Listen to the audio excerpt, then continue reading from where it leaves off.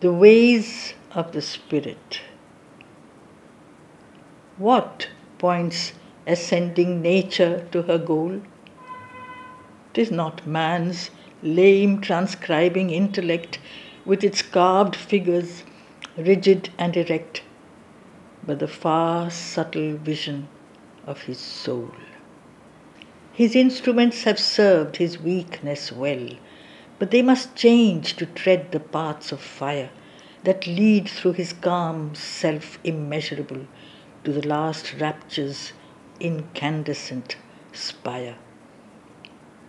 The spirit keeps for him its ample ways, a sense that takes the world into our being, a close illumined touch, an intimate seeing, wide thought that is a God's ensphering gaze, a tranquil heart in sympathy with all, a will wide winging, armed, imperial.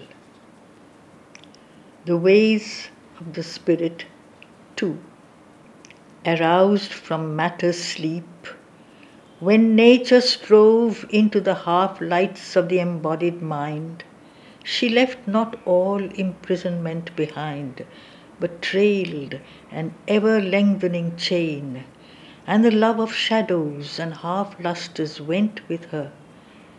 In timid mood were shaped our instruments, horizon and surface, barriered thought and sense, forbidden to look too high, too deep to peer. An algebra of signs, a scheme of sense, a symbol language without depth or wings, a power to handle deftly outward things are our scant earnings of intelligence. Yet towards a greater nature paths she keeps, threading the grandeur of her climbing steeps. Science and the unknowable. In occult depths grow nature's roots unshown. Each visible hides its base in the unseen. Even the invisible guards what it can mean in a yet deeper invisible, unknown. Man's science builds abstractions cold and bare, and carves to formulas the living whole. It is a brain and hand without a soul, a piercing eye behind our outward stare. The objects that we see are not their form. A mass of forces is the apparent shape. Pursued and seized, their inner lines escape in a vast consciousness beyond our norm. Follow, and you shall meet abysses still, infinite, wayless, mute, unknowable. The Yogi on the Whirlpool. On a dire whirlpool in the hurrying river, a life-stilled statue, naked, bronze, severe, he kept the posture of a deathless seer, unshaken by the mad waters' leap and shiver. Thought could not think in him, flesh could not quiver.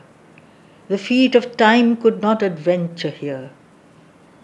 Only some unknown power, nude and austere, only a silence mighty to deliver. His spirit, worldwide and companionless, seated above the torrent of the days, on the deep eddy that our being forms, silent, sustained the huge creation's stress.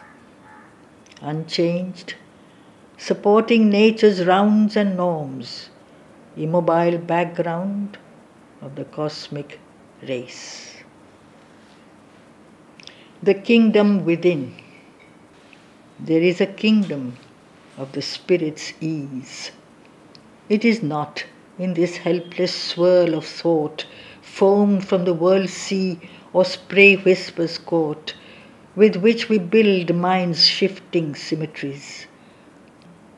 Nor in life's stuff of passionate unease, nor the heart's unsure emotions frayedly wrought, nor trivial, clipped sense joys soon brought to naught, nor in this body's solid transiences.